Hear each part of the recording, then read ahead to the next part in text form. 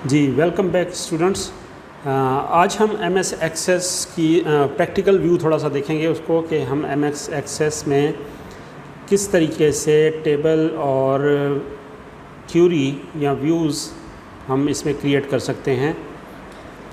तो सबसे पहले हम एम एस एक्सेस को ओपन कर लेते हैं।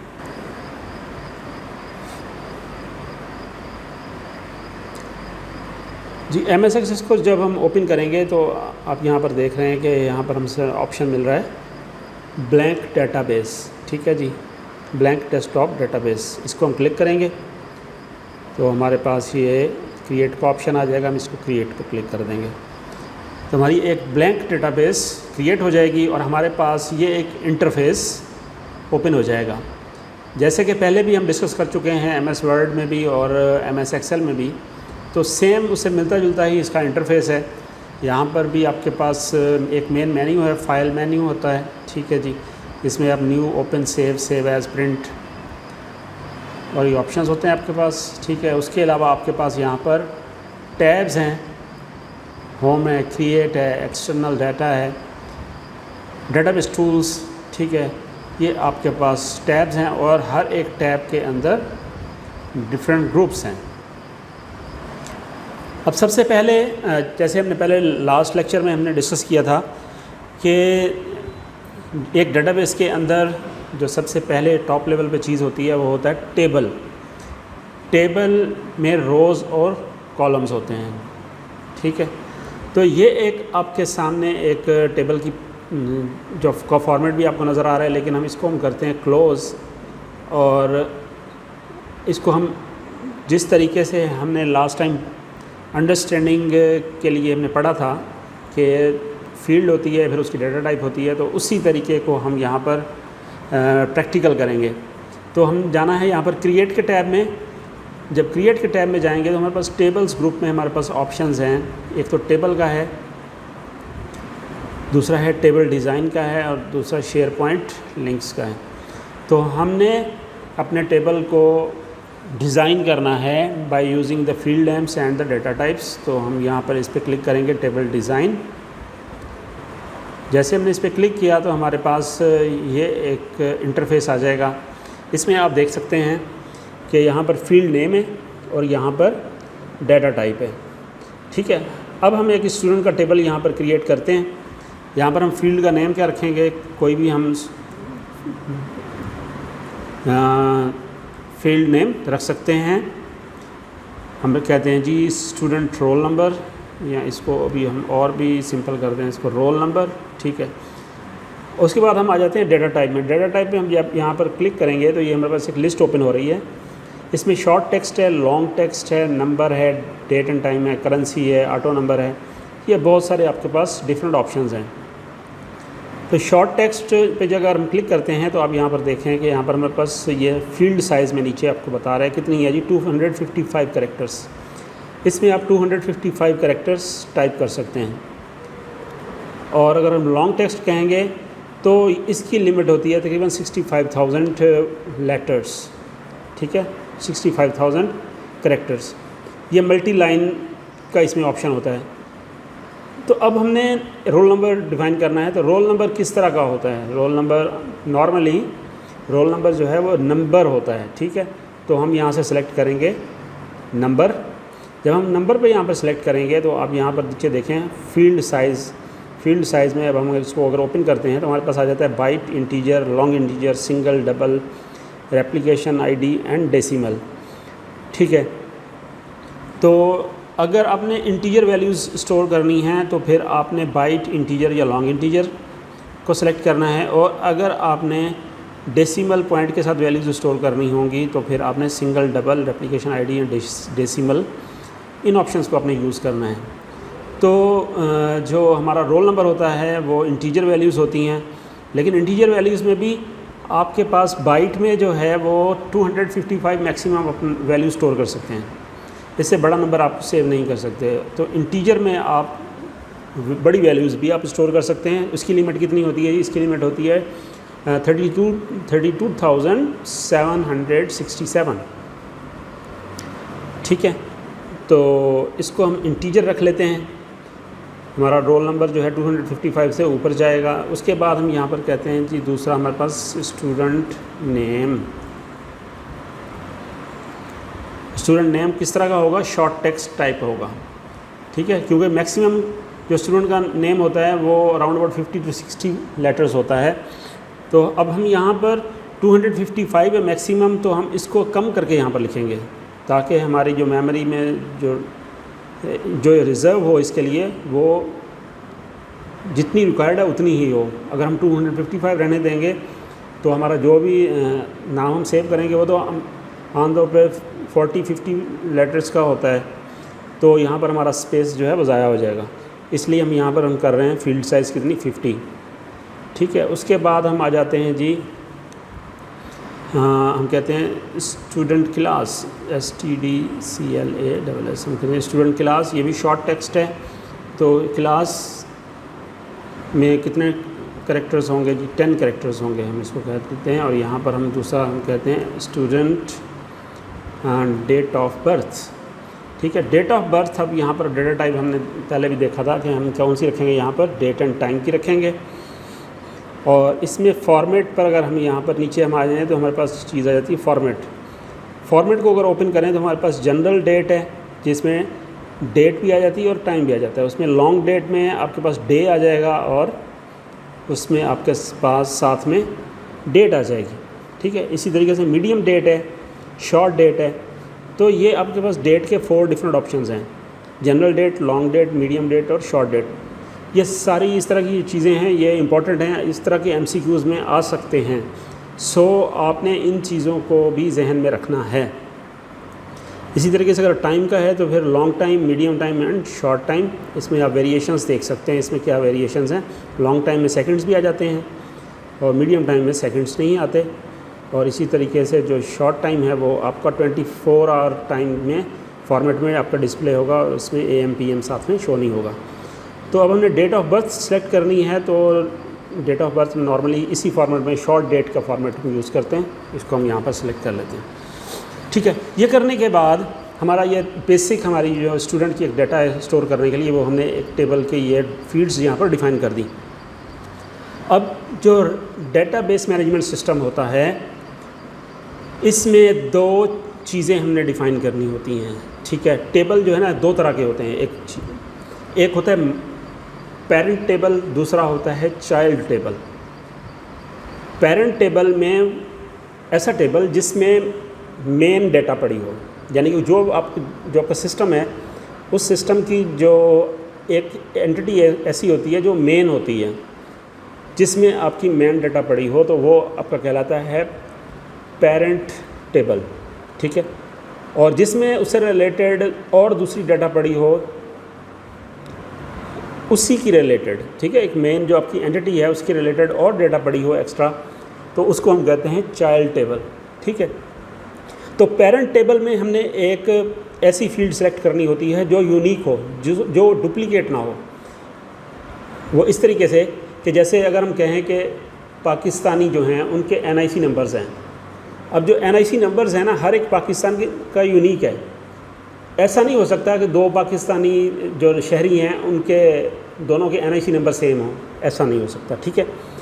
तो इसी तरीके से जब हमने स्टूडेंट का डाटा स्टोर कर रहे हैं तो यहाँ पर एक ऐसी हमने फील्ड आइडेंटिफाई करनी है कि जो दूसरे स्टूडेंट किसी की ना हो, ठीक है।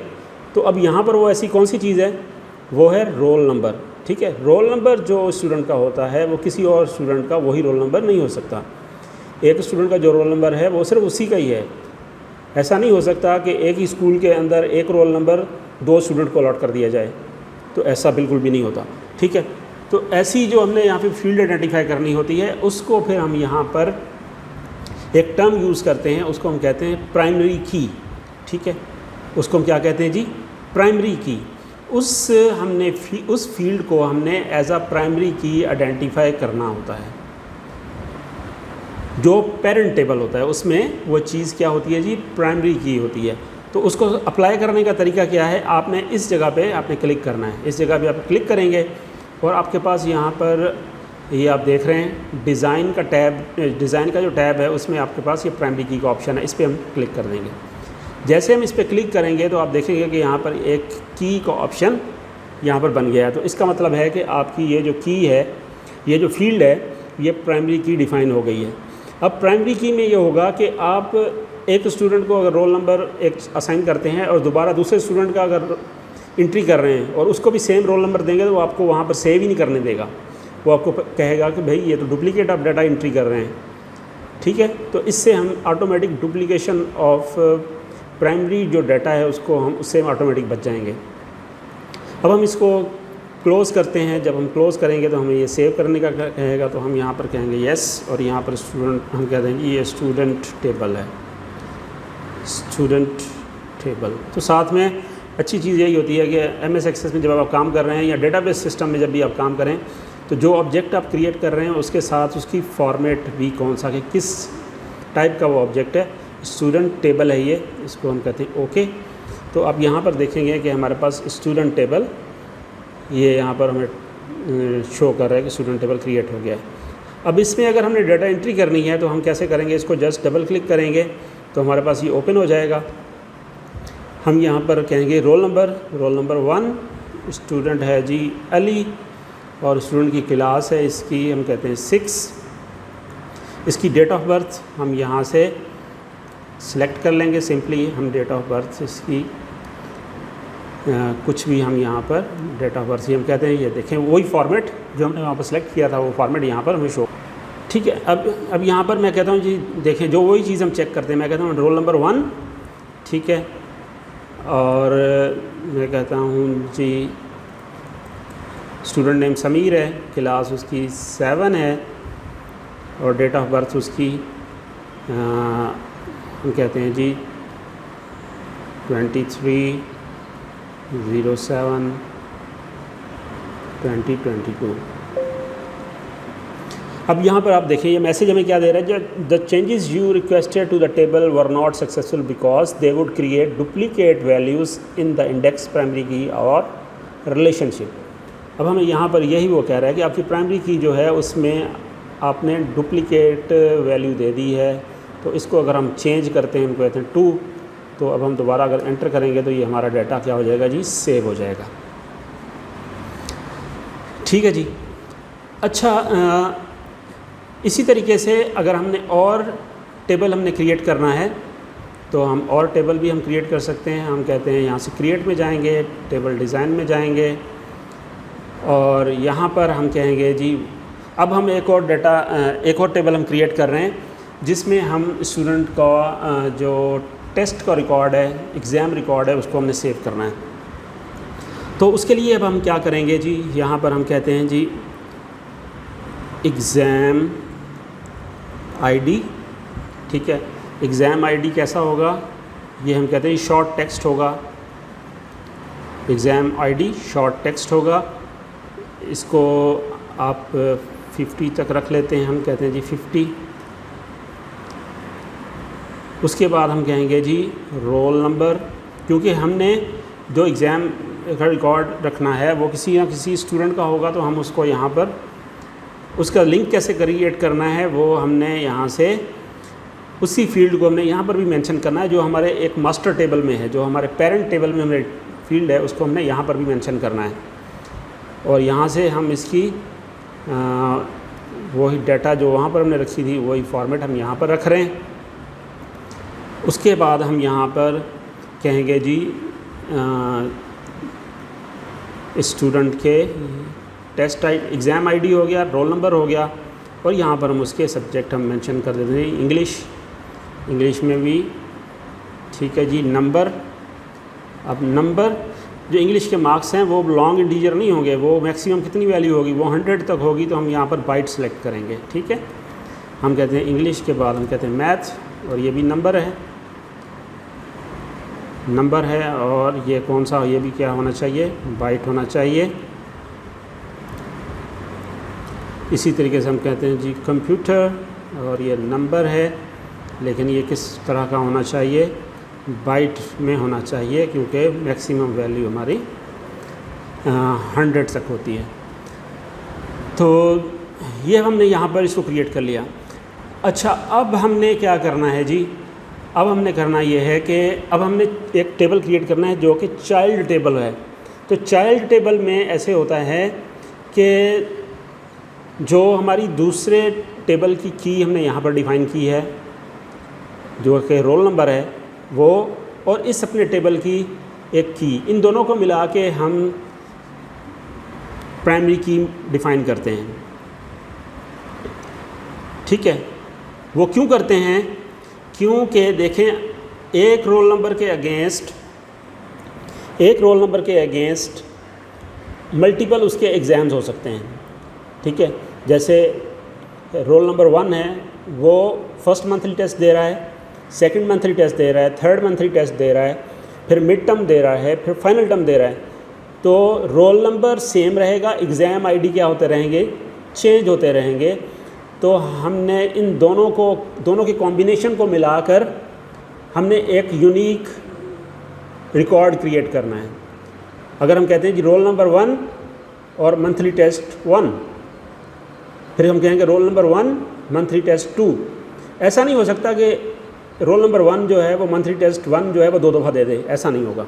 उसकी सिर्फ एंट्री एक ही दफ़ा होगी। तो इन दोनों को हमने यहाँ पर सेलेक्ट करना है। सेलेक्ट कैसे करना है आपके सामने मैंने सेलेक्ट किया है, मैं दोबारा आपको करके दिखा देता हूँ। इस पर हमने क्लिक किया, उसके बाद कंट्रोल प्रेस करेंगे, फिर उसके बाद दूसरी फील्ड को भी हम सेलेक्ट कर लेंगे। अब दोनों ये सिलेक्ट हो गई और इसको हम करेंगे यहाँ पर प्राइमरी की। जब हमने दोनों को मिलाकर हमने यहाँ पर प्राइमरी की सिलेक्ट किया तो अब ये दोनों के साथ आप देखें यहाँ पर कीज़ मेंशन हो रही हैं। ठीक है, अब यहाँ पर ये जो रोल नंबर की है, ये जो रोल नंबर की फील्ड है, ये कहलाएगी यहाँ पर फॉरेन की। ठीक है, ये क्या कहलाएगी जी, फॉरेन की। स्टूडेंट टेबल में ये प्राइमरी की है और यहाँ पर ये क्या कहलाएगी, फॉरेन की कहलाएगी।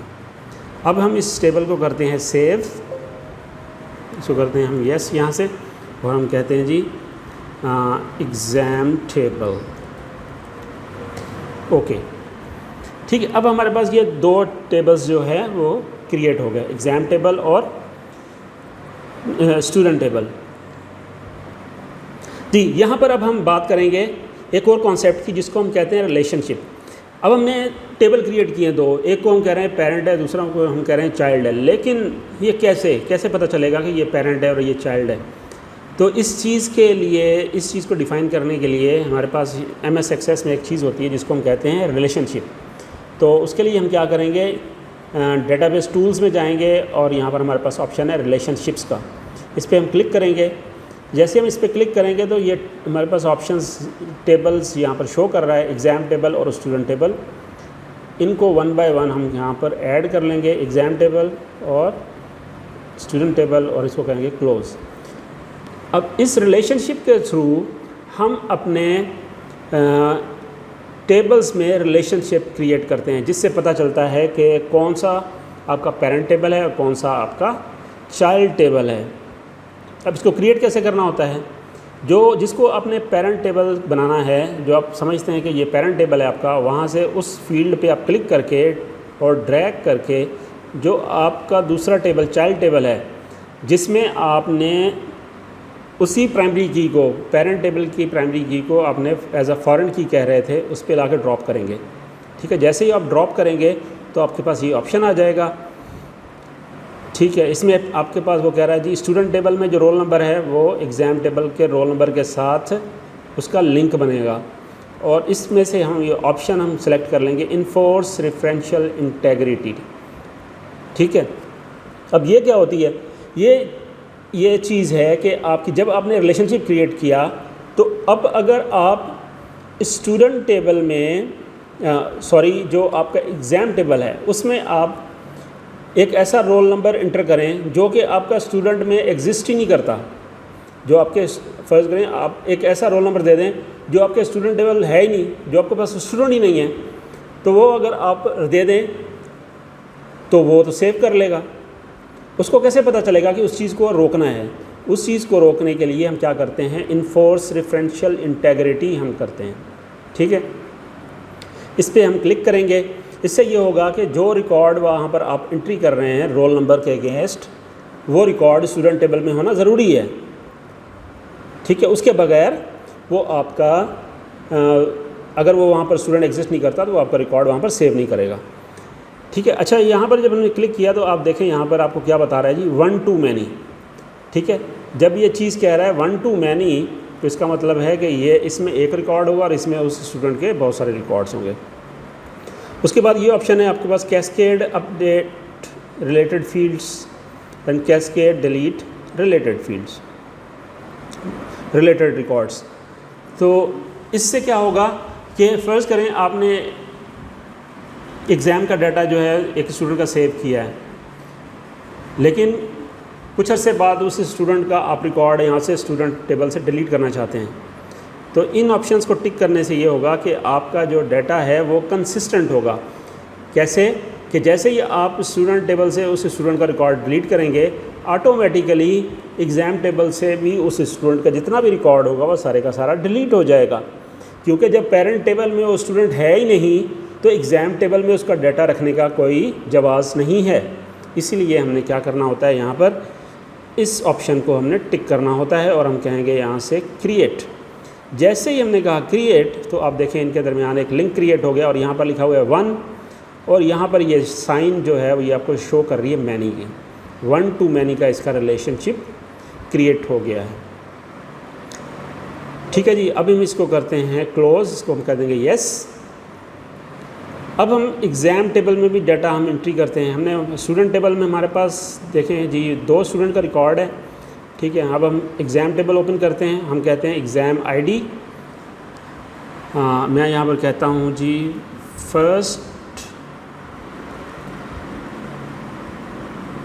First monthly. ठीक है, रोल नंबर 1। इसके इंग्लिश में हम कहते हैं जी 60 मार्क्स हैं, मैथ में 80 हैं और कंप्यूटर में 75 हैं। अब मैं कहता हूँ फर्स्ट मंथली रोल नंबर 2, इसके इंग्लिश में 75 हैं, मैथ में हम कह देते हैं जी 65 हैं और कंप्यूटर में इसके 70 हैं। इसी तरीके से मैं अब कहता हूँ जी सेकंड मंथली रोल नंबर 1, इसके इंग्लिश में इसके 80 हैं, मैथ में 90 हैं, कंप्यूटर में 85 हैं। इसी तरीके से सेकंड मंथली अब रोल नंबर 2 का हम एंट्री कर रहे हैं, इसके 75 हैं, इसके 69 हैं और इसके यहाँ पर 80 हैं। ठीक है, अगर मैं यहाँ पर कहूँ जी सेकंड मंथली और मैं फिर दोबारा कहूँ रोल नंबर 2, अब उस चीज़ को हम चेक करेंगे डुप्लीकेशन एक्सेप्ट करता है या नहीं करता है। ठीक है, तो मैं ये कुछ भी वैल्यूज़ यहाँ पर दे रहा हूँ, देखें क्या होता है। अब यहाँ पर देखें जो कह रहा है नहीं, आप ये डुप्लीकेट वैल्यू इंटर नहीं कर सकते क्योंकि सेकंड मंथली रोल नंबर 2 का पहले ही आपने दिया हुआ है, तो दोबारा क्यों एंट्री कर रहे हैं। ठीक है, तो इस तरीके से आप यहाँ पर duplication of values, redundancy of values को कंट्रोल कर सकते हैं। ठीक है, इसको हम स्किप कर देते हैं, स्किप करेंगे तो यहाँ पर ये रिमूव हो जाएगा। ठीक हो गया जी।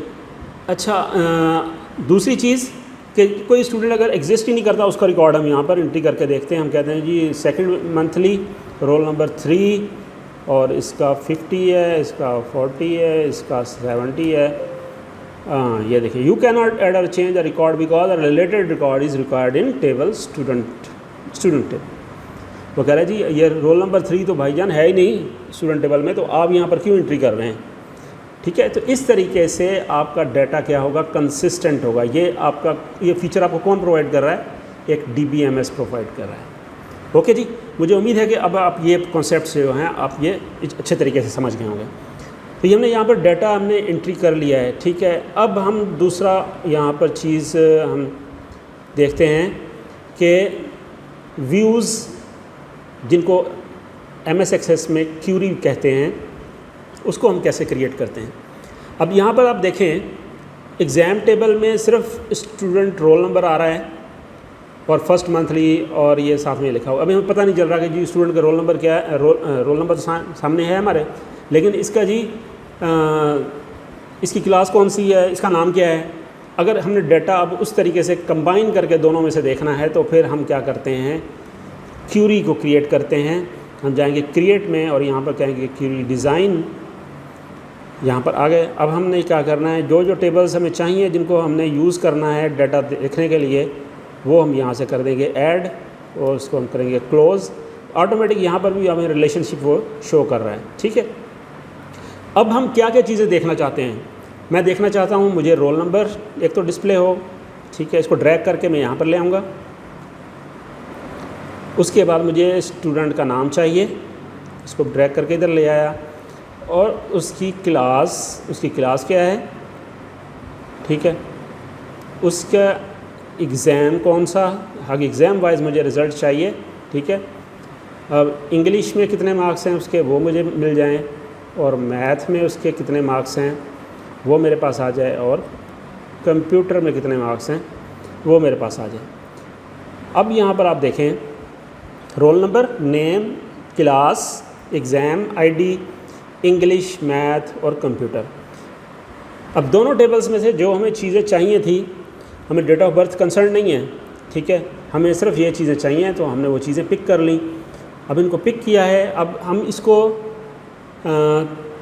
यहीं पर हम इसका रिज़ल्ट देख भी सकते हैं। कैसे देख सकते हैं, हम जस्ट इस पर रन पे क्लिक करेंगे तो हमें इसका रिज़ल्ट यहाँ पर मिल रहा है। अब यहाँ पर आप देखें student roll number 1 Ali, class 6 है उसकी, और फर्स्ट मंथली में उसके ये मार्क्स हैं और सेकंड मंथली में उसके ये मार्क्स हैं, ठीक है। इसी तरीके से रोल नंबर 2 ये समीर है जी, इसके फर्स्ट मंथली के ये मार्क्स हैं और सेकंड मंथली के ये मार्क्स हैं।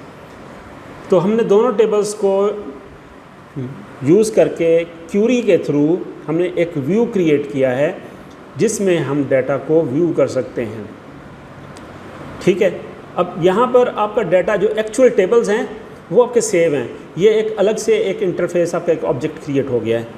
अब यहाँ पर अगर आप एंट्री करना चाहें तो ये एंट्री आपकी एक्सेप्ट नहीं करेगा, ठीक है। अगर मैं यहाँ पर कहता हूँ जी मैं कहता हूँ ये कुछ और, यहाँ पर हम कहते हैं ये कर दिया, ये हो गया, ये तो आपको एग्ज़ाम आईडी वो कह रहा है, ये देखें क्या कह रहा है जी, कांट ऐड रिकॉर्ड, ज्वाइन की of exam table not recorded, ठीक है। तो आप यहाँ पर एक कोई रिकॉर्ड आप क्रिएट नहीं कर सकते, ये आपके पास ये जो MS एक्सेस है ये उस चीज़ की आपको फैसिलिटी प्रोवाइड कर रहा है। जब आपने क्यूरी एक क्रिएट कर ली तो उस क्यूरी के थ्रू अब जिसको आप ये क्यूरी का एक्सेस देंगे, जब हम यूज़र्स की बात कर रहे थे कि यूज़र्स को हम परमिशंस देते हैं डिफरेंट ऑब्जेक्ट्स पर, तो जिस बंदे के पास इस क्यूरी का एक्सेस होगा वो इसको देख तो सकता है लेकिन इसमें कोई चेंजेस नहीं कर सकता है। अब हम इसको करेंगे सेव करने के लिए डायरेक्ट हम यहाँ से सेव पे क्लिक करें तो यहाँ से भी सेव हो जाएगा। क्यूरी का हम कहते हैं जी हमारे पास हम कहते हैं एग्ज़ाम क्यूरी, ठीक है, एग्ज़ाम क्यूरी, इसको ओके कर देंगे और इसको हम यहाँ से क्लोज़ कर रहे हैं। तो यहाँ पर क्यूरीज़ में देखें हमारे पास ये क्या लिखा हुआ आ रहा है जी, एग्ज़ाम क्यूरी। इसी तरीके से आप और भी दूसरे ऑब्जेक्ट्स जो हैं फॉर्म अपना क्रिएट कर सकते हैं, इसी तरह रिपोर्ट्स आप क्रिएट कर सकते हैं। तो ये इसमें हमारे पास था MS एक्सेस का ब्रीफ इंट्रो। आपने अगर आपके पास MS ऑफिस है तो आप इन चीज़ों को घर पे भी ज़रूर प्रैक्टिस कीजिएगा, ये आपको इंशाल्लाह हेल्प देंगी आपको एग्ज़ाम में भी, और वैसे भी ये एक बहुत ही यूज़फुल टूल है। अगर आप इसको अच्छे तरीके से सीख लेते हैं तो आप इसमें बहुत अच्छी एप्लीकेशंस भी बना सकते हैं। अगर आप में से कोई इसमें इंटरेस्टेड हो तो इसको अच्छे तरीके से सीख कर आगे आप एक अर्निंग भी आप इससे जनरेट कर सकते हैं। आप एप्लीकेशंस बना के आप सेल आउट कर सकते हैं। तो गवर्नमेंट जॉब वो अपनी जगह पे हर किसी की अपनी जो है वो सोच है, आपको गवर्नमेंट जॉब की भी होनी चाहिए, लेकिन साइड पे जो आज का दौर है वो स्किल्स का दौर है। तो मैं ये समझता हूँ कि आपके पास गवर्नमेंट जॉब्स या प्राइवेट जॉब्स वो भी हों, लेकिन आपके पास कुछ एक्स्ट्रा स्किल हो जिसको आप यूज़ करके साइड पे आप एक पैसिव इनकम जनरेट कर सकें। बहुत सारे ऐसे लोग देखें जो कि गवर्नमेंट की बड़ी बड़ी जॉब्स, बड़े बड़े लेक्चरशिप्स, प्रोफेसर्स की जॉब्स छोड़कर भी जब उन्होंने अपना साइड पे अपना बिज़नेस इस्टेब्लिश कर लिया ऑनलाइन, तो वो सारी जॉब्स भी उन्होंने छोड़ दी, वहाँ से रिज़ाइन दे दिए। तो इसको आप इस तरीके से भी ले सकते हैं, ठीक है। तो कोई भी अगर आपका क्वेश्चन हो तो आप ग्रुप में ज़रूर आप पूछा करें, और इसके मैंने आपको जो MCQs हैं वो MS ऑफिस के कंप्लीट MCQs वो मैंने आपको प्रोवाइड कर दिए हैं, आप उनको अच्छे तरीके से देख लीजिएगा। ठीक है जी, तो मिलते हैं नेक्स्ट लेक्चर में। अल्लाह हाफिज़।